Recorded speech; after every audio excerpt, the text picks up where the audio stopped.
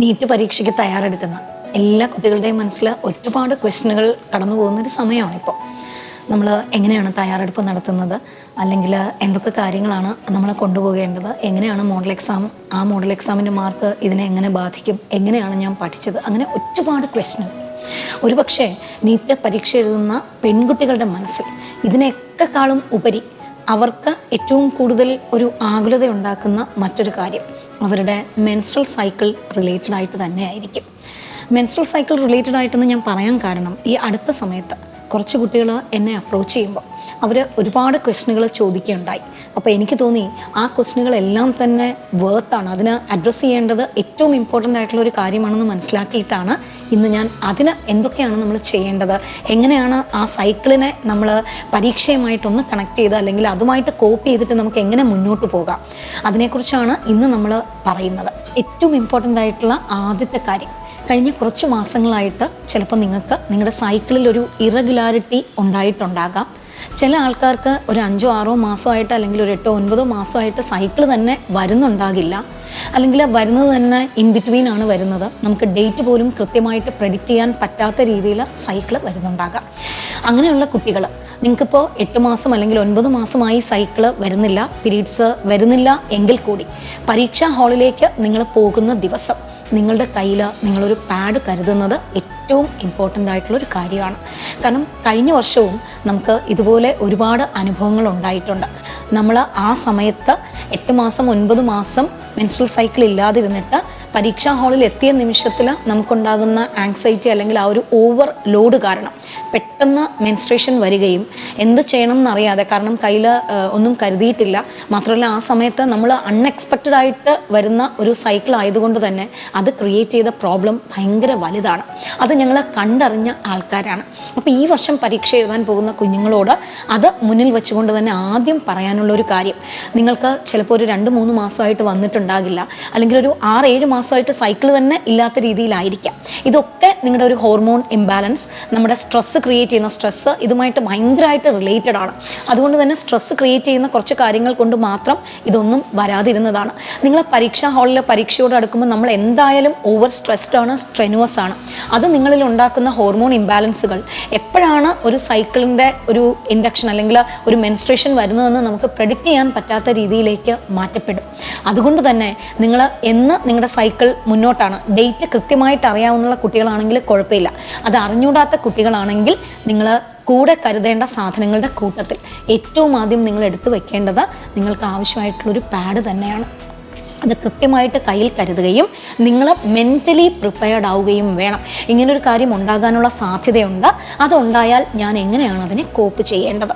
ഇനി രണ്ടാമത്തെ കാര്യം, സൈക്കിളിൽ പാഡ് കരുതുക മാത്രമല്ല, ചിലവർക്ക് വളരെ സീവിയറായിട്ട് പെയിൻ വരുന്ന കുട്ടികളുണ്ടാകാം, ഓവർ ബ്ലീഡിങ് വരുന്ന കുട്ടികളുണ്ടാകാം, സ്കേഴ്സ് ബ്ലീഡിങ് വരുന്ന കുട്ടികളുണ്ടാകാം. അപ്പോൾ നിങ്ങൾക്ക് തന്നെ നിങ്ങളുടെ ഒരു കാര്യം അറിയാം. ഇനി അങ്ങനെ ഒരു കാര്യം അറിഞ്ഞൂടെങ്കിൽ കൂടി ഏതെങ്കിലും ഒരു ഗൈനക്കോളജിസ്റ്റിനെ കണ്ട് നിങ്ങളൊരു ടാബ്, പെയിൻ കില്ലർ, അതല്ല യൂഷ്വലി നിങ്ങൾ പെയിൻ കില്ലർ എടുക്കുന്നവരാണെങ്കിൽ നിങ്ങൾ മെഫ്താൽ പോലുള്ള ടാബ്ലറ്റ് ആയിരിക്കും എടുക്കുന്നുണ്ടാവുക. അങ്ങനെ നിങ്ങൾ കംഫർട്ടബിളായിട്ട് കഴിഞ്ഞ മാസങ്ങളിൽ എടുക്കുന്ന അല്ലെങ്കിൽ നിങ്ങൾക്കറിയാവുന്ന ടാബ്ലറ്റ് എപ്പോഴും കയ്യിൽ കരുതുക. ഇത് പീരീഡ്സ് വരുമെന്ന് കരുതി തന്നെ നമ്മളത് കരുതേണ്ട അത്യാവശ്യം ഏറ്റവും ഇമ്പോർട്ടൻ്റ് ആണ്. ഇനി അടുത്തൊരു കാര്യം, കൃത്യമായിട്ട് നിങ്ങൾക്ക് സൈക്കിൾ വരുന്ന കുട്ടികളാണ്, നിങ്ങളുടെ ഡേറ്റ് പരീക്ഷാ സമയങ്ങളിലാണ്, അല്ലെങ്കിൽ 4-ലോ 5-ലോ അല്ലെങ്കിൽ 3-ാം തീയതിയോ ഒക്കെ ഡേറ്റ് വരുന്ന കുട്ടികൾ, നോർമൽ രീതിയിൽ മെൻസ്ട്രേഷൻ പോകുന്ന കുട്ടികളാണെങ്കിൽ കൂടി നമുക്ക് ആ സമയത്തുണ്ടാകുന്ന, നിങ്ങൾ വിചാരിക്കും എനിക്ക് യൂഷ്വലി പെയിൻ വരാറില്ല, അല്ലെങ്കിൽ യൂഷ്വലി എനിക്ക് അത്ര വലിയ ബ്ലീഡിംഗ് ഒന്നും വരാറില്ല, മാനേജബിൾ ആണ്, എങ്കിലും നിങ്ങളൊരു എക്സ്ട്രാ പാഡ് കരുതുകയോ അല്ലെങ്കിൽ അതിനുവേണ്ടി ടാബ്ലറ്റ് കരുതുകയോ ചെയ്യണം. ഇനി ചില കുട്ടികൾക്ക് നോർമലി തന്നെ അവർക്ക് ഭയങ്കര പെയിൻ, മെഫ്താൽ പോലുള്ള ടാബ്ലറ്റ് എടുക്കുമ്പോൾ ഭയങ്കരമായിട്ട് ക്ഷീണം വരും, ചില കുട്ടികൾക്ക് നല്ല തലകറക്കം വരും, ഒന്നും ചെയ്യാൻ പറ്റാത്ത കണ്ടീഷനുള്ള കുട്ടികളും ഉണ്ടാകും. നോർമലായിട്ടിരിക്കുന്ന സന്ദർഭങ്ങളിൽ അങ്ങനെ കണ്ടീഷനുള്ള കുട്ടികളുണ്ടെങ്കിൽ ദയവ് ചെയ്ത് പരീക്ഷയ്ക്ക് പോകുന്നതിന് മുൻപ് നിങ്ങളൊരു ഗൈനക്കോളജിസ്റ്റിനെ കണ്ട് ഒരു ടാബ്ലറ്റ് എടുത്ത് എങ്ങനെയാണ് അവരുമായിട്ട് സംസാരിച്ച് 2 കാര്യങ്ങളാണ് നമുക്ക് ചെയ്യാൻ പറ്റുന്നത്. നിങ്ങളുടെ ഈ വേദന അല്ലെങ്കിൽ ആ ഒരു എക്സസ് ബ്ലീഡിങ് കുറയുന്ന രീതിയിലുള്ള ഒരു മെഡിക്കേഷനോ, അതല്ലെങ്കിൽ നിങ്ങൾക്ക് ഒട്ടും കോപ്പ് ചെയ്യാൻ പറ്റാത്തൊരു കാര്യമുണ്ടെങ്കിൽ 2-3 ദിവസത്തേക്ക് അതൊന്ന് പോസ്റ്റ്പോൺ ചെയ്ത് വെക്കാനുള്ള ടാബ്ലറ്റോ എടുക്കണം. അത് പാരൻസും കൃത്യമായിട്ട് പരീക്ഷ എഴുതാൻ പോകുന്നതിന് എന്തിനാണ് ഗൈനക്കോളജിസ്റ്റിനെ കാണുന്നതെന്നോ അതിന് വേണ്ടിയിട്ട് നിങ്ങൾ എന്തിനാണ് ടാബ്ലറ്റ് എടുക്കുന്നതെന്നോ എന്നല്ല അതിനെ അനലൈസ് ചെയ്യേണ്ടത്. ആ സമയത്തുണ്ടാകുന്ന ചെറിയൊരു ഫിസിക്കൽ ആൻഡ് ഫിസിയോളജിക്കൽ ചേഞ്ച്, കുഞ്ഞിലുണ്ടാക്കുന്ന ഹോർമോണൽ ചേഞ്ച് സൈക്കിളിനെ ബാധിക്കുകയും അങ്ങനെ ഇമ്മീഡിയറ്റ് ആയിട്ടുണ്ടാകുന്ന ഒരു സൈക്ലിക് ചേഞ്ച് അല്ലെങ്കിൽ ഇമ്മീഡിയറ്റ് ആയിട്ടുണ്ടാകുന്ന ഒരു സൈക്കിൾ കുഞ്ഞിനെ ശരിക്കും പറഞ്ഞാൽ നന്നായിട്ട് അബ്രപ്റ്റ് ചെയ്യുകയും ചെയ്യും. അപ്പോൾ അങ്ങനെയുള്ള കാര്യങ്ങൾ നമുക്ക് തന്നെ പ്രീപ്രഡിക്റ്റ് ചെയ്യാൻ പറ്റും.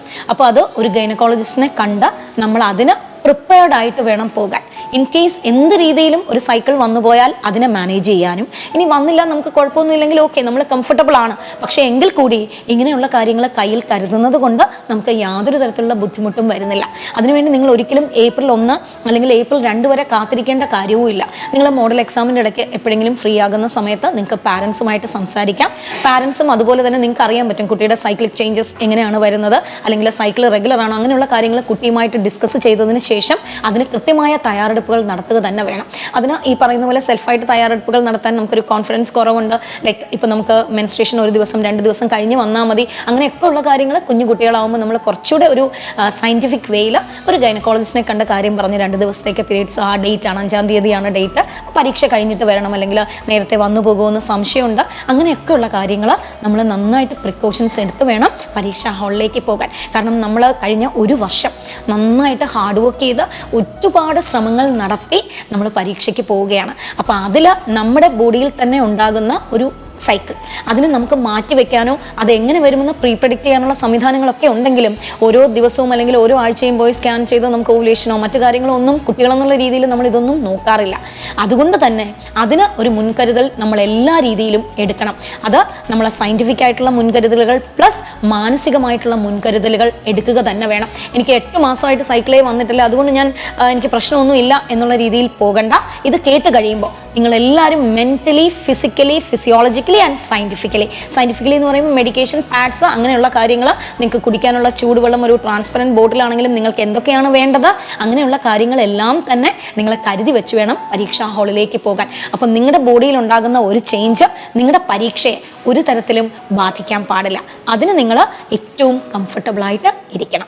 ഇനി പരീക്ഷയുടെ തലേ ദിവസം 4-ാം തീയതി അല്ലെങ്കിൽ 3-ാം തീയതി പെട്ടെന്നൊരു മെൻസ്ട്രേഷൻ വന്നു പോയി, അപ്പോഴും നിങ്ങൾ പാനിക് ആവാതെ നാളെ ഞാൻ പരീക്ഷ എഴുതാൻ പോവാണ്, അതിന് ഞാൻ മുന്നൊരുക്കങ്ങൾ നടത്തിയാൽ മതി. അതിനുള്ള കാര്യങ്ങളെല്ലാം നേരത്തെ നമ്മൾ ചെയ്തു വച്ചിട്ടുണ്ട്. ഇനി അതുവരെയും ചെയ്യാത്തവർ അന്നെങ്കിലും അതിന് റെഡിയായിട്ട് പോകണം. ഇത് എപ്പോൾ ഞാൻ നേരത്തെ പറഞ്ഞതുപോലെ തന്നെ നമ്മുടെ മനസ്സിലുണ്ടാകുന്ന സ്ട്രെസ് ആൻഡ് സ്ട്രെയിൻ ഒരു പരിധിവരെ നല്ലൊരു 80% നമ്മുടെ സൈക്കിളിനെ ഓൾട്ടർ ചെയ്യും. അങ്ങനെ ഒരു ഓൾട്ടറേഷൻ വന്നാൽ നമ്മൾ പോലും പ്രീപ്രഡിക്റ്റ് ചെയ്യാത്ത ഒരു സൈക്ലിക് ചേഞ്ച് അല്ലെങ്കിൽ ഒരു സൈക്കിൾ ആ സമയത്ത് ഉണ്ടായി പോയാൽ നമുക്ക് എങ്ങനെ അത് മാനേജ് ചെയ്യണം? നമ്മളെ ഒരു കാരണം കൊണ്ടും നമുക്കൊരു ഡിസ്റ്റർബൻസ് വരാൻ പാടില്ല. നമ്മൾ ഈ ഒരു വർഷം കഷ്ടപ്പെട്ടത് പരീക്ഷാ ഹാളിൽ നമുക്ക് ബെനിഫിറ്റ് ആയിട്ട് അതിൻ്റെ ബെനിഫിറ്റ് നമുക്ക് കിട്ടണം എന്നുണ്ടെങ്കിൽ ഇങ്ങനെയുള്ള ചെറിയ ചെറിയ കാര്യങ്ങൾ നമ്മൾ ശ്രദ്ധിച്ചേ പറ്റൂ. അപ്പോൾ പെൺകുട്ടികളെ സംബന്ധിച്ച് ഏറ്റവും ആദ്യം നിങ്ങൾ ശ്രദ്ധിക്കേണ്ട ഒരു കാര്യമാണ് ഇന്ന് ഞാൻ പറഞ്ഞു തന്നത്. ഇതെല്ലാവരും മനസ്സിൽ വെച്ച് അതിനനുസരിച്ച് റെഡി ആയിട്ട് വേണം പരീക്ഷാ ഹാളിലേക്ക് പോകാൻ. Thank you. എൻട്രൻസ് സംബന്ധമായ വാർത്തകളും അപ്ഡേഷനുകളും ഏറ്റവും വേഗം ആധികാരികമായി അറിയാൻ ബ്രില്യൻറ്റ് സ്റ്റഡി സെന്റർ പാല യൂട്യൂബ് ചാനൽ സബ്സ്ക്രൈബ് ചെയ്യുക, ബെൽ ഐക്കൺ അമർത്തുക. ഈ വീഡിയോ മറ്റ് സുഹൃത്തുക്കളിലേക്കും ഷെയർ ചെയ്ത് നൽകുക.